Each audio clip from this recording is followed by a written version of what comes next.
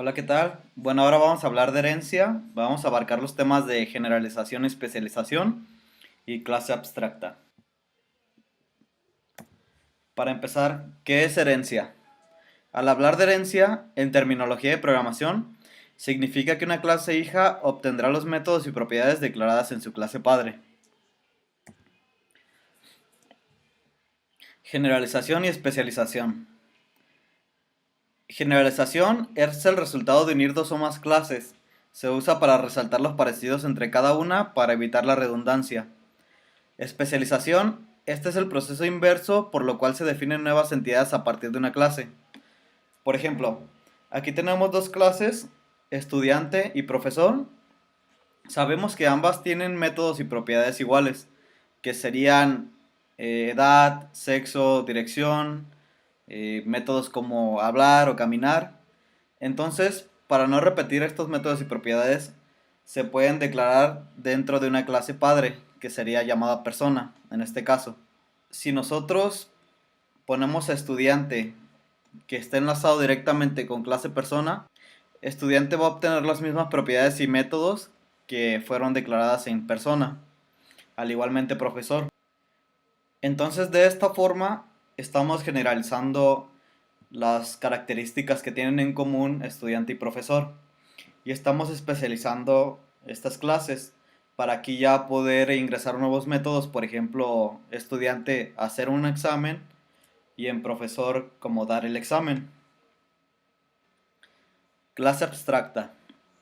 Una clase abstracta es aquella que posee métodos sin implementar, que sirven de base para clases derivadas y no puede ser instanciada. En terminología de C++, una clase para ser abstracta debe contener por lo menos un método virtual puro. Para declararlo es de la siguiente forma.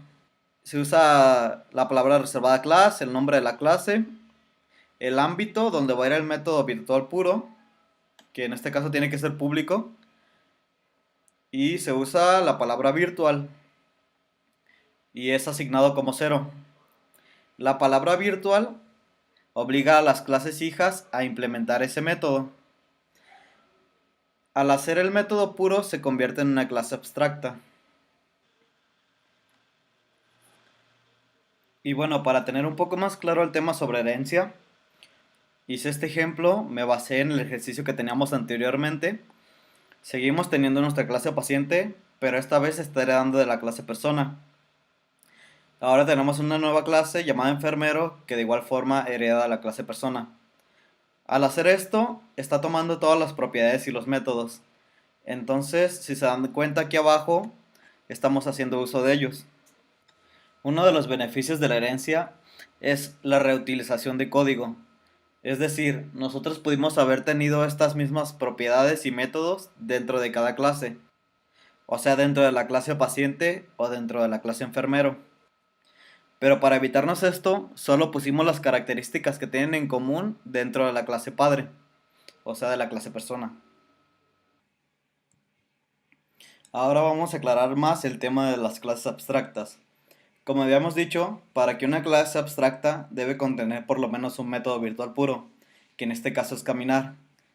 Cuando una clase es abstracta, esta no puede ser instanciada directamente. Por ejemplo, al hacer esto, bueno, aquí el compilador nos arroja un error de que persona es una clase abstracta. Entonces no puede ser instanciada directamente. Solo pueden ser instanciadas sus clases derivadas, o sea, paciente o enfermero.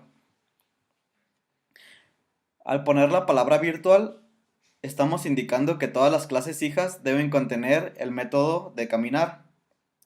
Una de las ventajas de usar la palabra virtual es que en las clases hijas podemos poner un método diferente.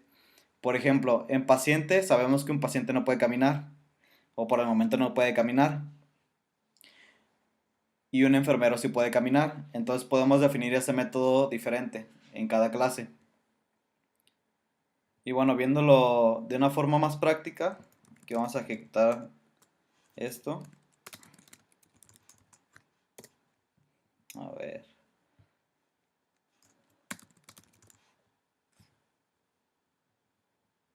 Aquí está.